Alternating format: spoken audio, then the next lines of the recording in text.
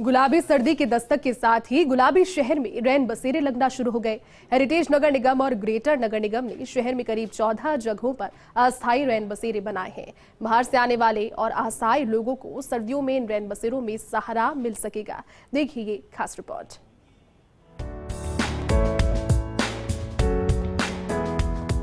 Jaipur heritage नगर निगम ने 4 अस्थायी rain बसेरों को 9 नवंबर से शुरू कर दिया है। इन रेन बसेरों के स्थान और ठहराव की क्षमता की बात करें तो ट्रांसपोर्ट नगर पुलिया के नीचे बने रेन बसेरे में 80 लोगों के ठहरने की व्यवस्था है।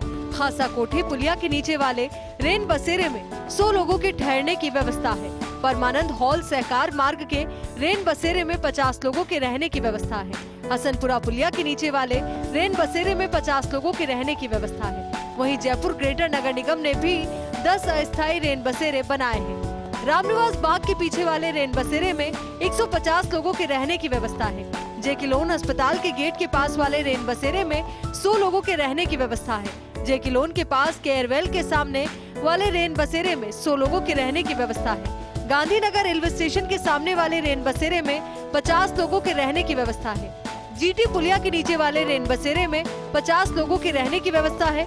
सांगानेर एयरपोर्ट के सामने वाले रेन बसेरे में 100 लोगों के ठहरने की व्यवस्था है। महारानी फार्म पुलिया के नीचे वाले रेन बसेरे में 100 लोगों के ठहरने की व्यवस्था है। त्रिवेणी पुलिया के नीचे वाले रेन बसेरे में 100 लोगों के रुकने की व्यवस्था है। Vidyadhar Nagar sector 6 HP petrol pump के पास वाले रेन बसेरे में 50 लोगों के ठहरने की व्यवस्था है। 200 feet bypass Delhi Ajmer road वाले रेन बसेरे में 100 लोगों के ठहरने की व्यवस्था है। वहीं रेन बसेरों के अलावा दोनों निगमों ने स्थायी आश्रय स्थल भी बनाए हैं। हेरिटेज नगर निगम की ओर से बनाए गए स्थायी आश्रय स्थल की बात करें तो शहीद भगत सिंह पार्क आदर्श नगर के स्थायी आश्रय स्थल में 30 लोगों के रहने की व्यवस्था है। रेलवे स्टेशन के पास वाले स्थायी आश्रय स्थल में 70 लोगों के रहने की व्यवस्था है।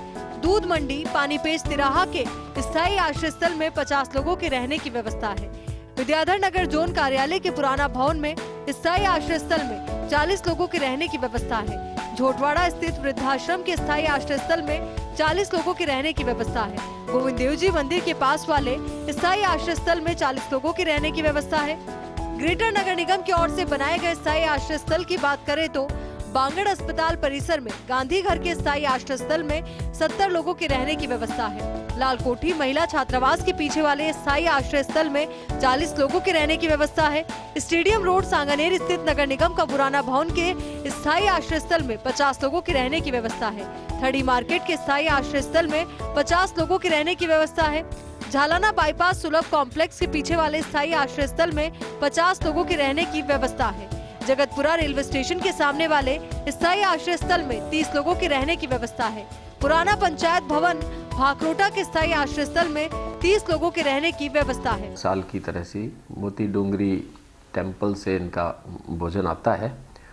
मुख्यतः दिन में लोग कम रहते हैं और रात में सर्दी ज़्यादा पड़ती है, तो और वैसे भी दिन में लोग इधर उधर रहते हैं। कुछ जो गरीब मरीज के परिजन भी SMS हॉस्पिटल वाले में खास करके उसमें काफ़ी अभी तो देखा गया है कि वो भी रुक रहे हैं। स्थायी और अस्थायी दोनों जो रेन बसेरे हैं वो अब वर्किंग में हो गए हैं। सर्दी का मौसम आ गया है तो अब रेन बसेरे हैं उनकी अब औचक निरीक्षण भी किए जाएंगे। वहाँ सुविधाएं, वहाँ खाना, वहाँ रख रखाव है, उसकी भी विशेष रूप से मॉनिटरिंग की जाएगी। जयपुर शहर में बाहर से आने वाले लोगों और असहाय लोगों को सर्दी से बचाने के लिए दोनों नगर निगमों ने रेन बसेरे शुरू कर दिए हैं। अब जल्द ही इन रेन बसेरों को प्राइवेट संस्था चलाती दिखाई देगी। Bharat Dikshit, first India news, Jaipur.